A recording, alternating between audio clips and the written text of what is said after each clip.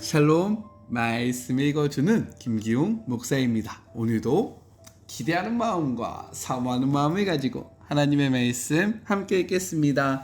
열왕기하 4장 38절부터 44절까지의 말씀입니다. 엘리사가 다시 길갈로 내려갔다. 그곳에 기근이 들었다. 그가 예언자 수련생들에게 조언하던 중에 자기 종에게 말했다.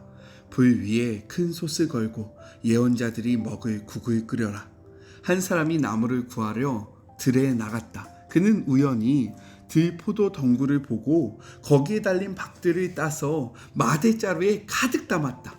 그는 그것을 가져와 썰어서 국에 넣었으나 그것이 어떤 식물인지는 아무도 몰랐다. 드디어 국을 사람들에게 대접하여 먹게 했다. 그들이 먹기 시작하더니 잠시 후에 소리쳤다. 하나님의 사람이여, 솥 안에 죽음이 있습니다. 솥 안에 죽음이 있습니다. 아무도 그 국을 먹을 수가 없었다. 엘리사가 명령했다. 밀가루를 좀 가져오너라. 그러더니 그것을 솥 안에 뿌렸다. 엘리사가 말했다. 이제 사람들에게 나누어 주어라. 그들은 국을 먹었고 아무 이상도 없었다. 국은 아무 문제 없었다. 하루는 어떤 사람이 바알 살리사에서 도착했다. 그는 이른 추수에서 난 갓 구운 빵 20덩이와 과수원에서 따은 사과 몇 개를 하나님의 사람에게 가져왔다. 엘리사가 말했다. 사람들에게 돌려서 먹게 하여라. 그의 종이 말했다. 100명이나 되는 사람에게 말입니까? 어림도 없습니다. 엘리사가 말했다. 가서 그대로 하여라. 하나님께서 충분하다고 말씀하신다. 정말로 충분했다. 그는 자기가 가진 음식을 돌렸다. 사람들이 충분히 먹고도 음식이 남았다. 이것은 하나님의 말씀입니다.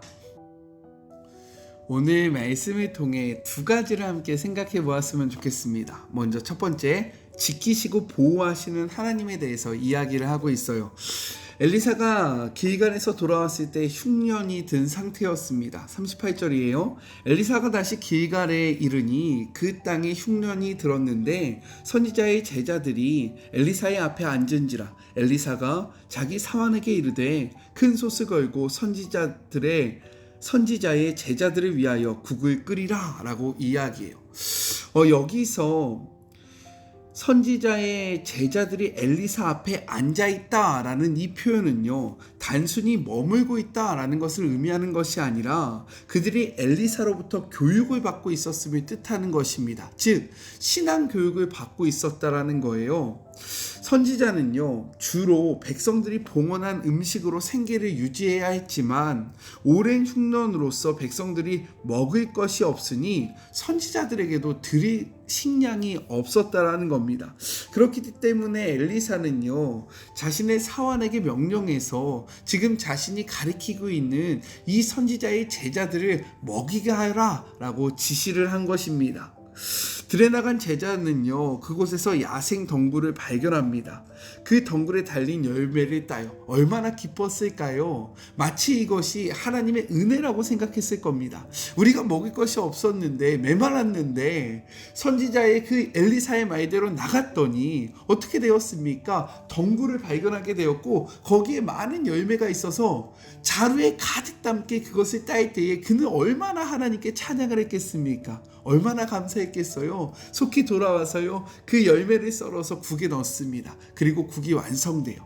완성된 것을 기쁨으로 사람들에게 나눠줍니다. 그런데 문제가 생긴 거죠. 그 열매에는 독이 있었는데 아무도 알지 못했다라는 겁니다. 그래서 독이 든 그 국을 마신 모든 사람들이 이야기하는 거예요. 이 솥 안에 죽음이 있다. 그 독으로 말미암아 괴로워하며 소리를 외치는 겁니다. 하나님의 사람이여, 우리를 도와주십시오. 그러자 어떻게 합니까? 엘리사가 가루를 가져오라고 명령하고요, 그 가루를 국에 넣으니까 어떻게 됩니까? 그 국을 먹을 수 있게 되었다라고 이야기를 해요.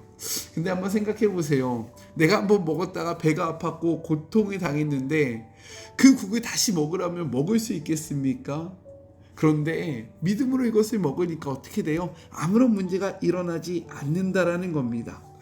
우리는요, 신앙생활을 할 때에 우리의 삶에 어려움이 없을 것이라고 생각해요. 왜요? 하나님이 나를 지켜주시고 하나님이 나를 보호해주시고 하나님이 나와 함께 하시니까 모든 고난이 사라질 것 같은 생각이 듭니다. 그런데 오늘 이 일은요, 하나님의 선지자의 무리들에게 있었다라는 거예요. 그리고 그들이 무엇을 하고 있었습니까? 성경을 연구하고 있었고요, 성경을 배우고 있었고요, 하나님의 일에 대해서 가르침을 받고 있을 때 일어났던 일이라는 거예요. 그 무리에게도요, 선지자 무리에게도 어떻게 됩니까? 흉년이 찾아옵니다. 먹을 것이 떨어져요. 그러니까 그들이 했던 일이 무엇이에요? 풀을 뜯어 먹으려고 합니다. 그 가운데 열매를 구하죠. 근데 그 열매가 어떤 열매입니까? 독이 든 열매였다라는 거예요. 그것도 모르고 이것을 끓여서 어떻게 합니까? 그 독이 든 그 열매의 국을 먹게 돼요. 먹고 끝납니까? 하나님이 살아계시면 그들이 지켜야 되지 않겠습니까? 그런데 그들이 고통을 당하게 되었다라는 거예요. 문제는 우리가 생각해야 할 것은 여기서 그 스토리가 끝나는 것이 아니라 그 다음이 있다라는 거예요. 그 다음이 무엇입니까? 이들이 고난 가운데 하나님을 향하여 부르짖자 하나님의 사람이 찾으니까 어떻게 됩니까? 똑같은 상황인데 그 문제가 해결됩니다. 그리고 똑같은 상황 속에서 예전에는 이것이 아픔이고 고통이고 슬픔인데 하나님께 구하니까 이 문제가 오히려 그들을 먹이고 살리는 그러한 기적으로 바뀌었다라는 거예요. 이것이 바로 신앙의 여정이다 라고 생각할 수 있는 거죠. 믿음이 있어도 어려움이 찾아올 수 있다라는 거예요. 믿음이 있어도 흉년이 들 수 있고요, 그로 인해서 굶주릴 수 있다라는 겁니다. 노력해서 풀을 뜯었는데 그 풀이 독이 든 열매일 수 있고 그것을 알지 못함으로 먹었을 때 고통이 찾아올 수 있다라는 거예요. 중요한 것은 그러할 때 하나님을 향하여 도움을 구하면요, 하나님은 우리를 그 고난 가운데 내버려 두시지 아니하시고 우리를 구원하신다라는 거예요. 우리를 회복시킨다라는 겁니다. 이것이 바로 하나님의 지키심이고 하나님의 은혜이고 신앙의 여정이라는 거예요. 그래서 첫 번째 적용입니다. 신앙의 여정 가운데 만난 고난은 무엇입니까? 그리고 그 고난의 끝은 무엇이었어요? 믿음의 여정 가운데 고난을 만날 수 있음을 기억하며 고난 가운데 낙심하지 말고 하나님의 도우심을 구함으로 고난의 끝이 희망과 구원이 되게 해달라고 기도하는 하루가 되기를 간절히 소망합니다. 예수를 믿는다는 것은 삶의 모든 문제가 없어지는 것이 아니라 문제 가운데 하나님의 기적을 체험하는 것입니다. 이러한 삶이 우리 안에 있었으면 좋겠어요. 둘째, 먹고 남기시는 하나님에 대해서 이야기합니다. 바알살리사의 한 주민이 엘리사에게 보리떡 20개와 채소를 가져와요. 42절의 말씀입니다. 한 사람이 바알살리사에서부터 와서 처음 만든 떡, 곧 보리떡 20개와 또 자루에 담긴 채소를 하나님의 사람에게 드린지라. 그가 이르되 무리에게 주어 먹게 하라. 이 헌물은요, 그 해의 첫 열매였다라는 거죠. 율법에 의하면 첫 열매는 하나님께 드려야 했고요, 하나님께 드려진 것은 제사장의 몫이 되었습니다. 바알살리사는요, 에브라임 지파에 속한 동네였다라는 거예요. 에브라임은 북이스라엘에 속한 지파로서 본래 이 헌물은 북이스라엘의 제사장에게 드려져야 했지만 그 한 사람은 이 헌물을 누구에게 가져옵니까? 엘리사에게 가져왔다라는 거예요. 이것은 북이스라엘에 참된 제사장이 없었기에 하나님의 사역을 바르게 감당하는 엘리사에게 드렸다라고 생각할 수 있는 것입니다. 엘리사는 이 귀한 헌물을 받고요, 이것을 제자들의 무리에게 주라고 지시합니다. 그러자 그 명령을 받았던 사안은 이렇게 이야기해요. 43절 전반부의 말씀입니다. 그 사안이 이르되 내가 어찌 이것을 100명에게 주겠나이까. 이 말이 무엇이에요? 그 사람이 가져온 헌물의 양은 100명의 제자들에게 간의 기별도 안 되는 아주 적은 양이다 라고 이야기하고 있는 거예요. 사실 맞는 말 아니겠습니까? 빵 20개와 채소 조금이 어떻게 100명에게 나눠질 수 있겠습니까? 오히려 한 5명? 많아봐야 5명이고 적으면 한두 명이 먹을 수 있는 양이 아니겠냐는 거예요. 그러나 여기서 생각할 점이 있다라는 거죠. 무엇입니까? 그 땅에는 오랜 흉년이 있었고 그럼에도 불구하고 그 사람은 이 상황 가운데 거두어들인 첫 열매를 적은 양이었지만 하나님의 사람에게 가져왔다라는 겁니다. 풍족한 가운데 나누는 것은 쉬워요. 하지만 적은 가운데 나누는 것은 너무나도 어려운 거죠. 그러나 이 한 사람은요, 믿음으로 하나님께 감사하는 마음으로 이것을 가지고 나왔다라는 겁니다. 하나님은요, 그렇기 때문에 이 헌물에 담긴 정성과 믿음을 바라보시고요, 이것이 작지 않다라고 말씀하시는 겁니다. 그러한 마음으로 엘리사에게 지시하는 거예요. 무엇이라고 말합니까? 43절 후반절의 말씀입니다. 엘리사는 또 이르되 무리에게 주어 먹게 하라. 하나님의 말씀이 그들이 먹고 남으리라 하셨느니라. 왜요? 하나님은 그 헌물에 담긴 믿음과 정성을 바라보았고 그렇기 때문에 엘리사를 통해서 그들이 먹고 남을 만한 큰 것이라는 말씀을 선포하게 하신 것입니다. 사화는요, 엘리사의 말대로 그것을 나누기 시작하는데 어떠한 일이 벌어졌을까요? 하나님이 말씀하신 대로 먹고 남는 역사가 이루어졌다라는 거예요. 44절입니다. 그가 그들 앞에 주었더니 여호와께서 말씀하신 대로 먹고 남았더라. 아멘이시죠? 이 말씀 앞에 생각나는 사건이 없습니까? 한 소년이 들었던 보리떡 5개와 물고기 2마리가 생각나지 않으세요? 하나님께서 어떻게 하셨습니까? 그 소년이 드렸던 보리떡 5개와 물고기 2마리로 장정만 5,000명이 되는 사람을 먹이시고 12강주리를 남기셨잖아요. 그 사건이 생각나십니까? 어떻게 이루어질 수 있을까요? 성경은 이야기합니다. 빌립보서 4장 19절의 말씀. 나의 하나님이 그리스도 예수 안에서 영광 가운데 그 풍성한 대로 너희 모든 쓸 것을 채우시리라. 중요한 키워드가 무엇입니까? 하나님의 그 풍성한 대로 우리의 쓸 것을 채우신다라는 거예요. 즉 우리의 하나님은 풍성하신 하나님이라는 거죠. 또 성경은 이야기해요. 에베소서 3장 16절입니다.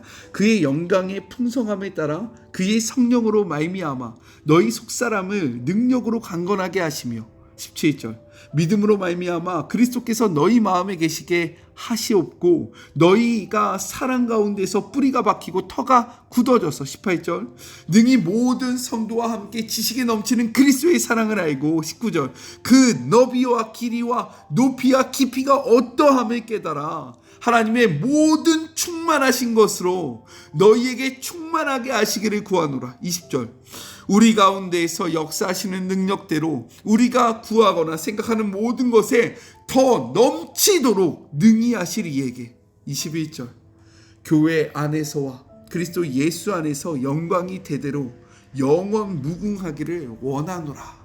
아멘. 무엇이라고 이야기합니까?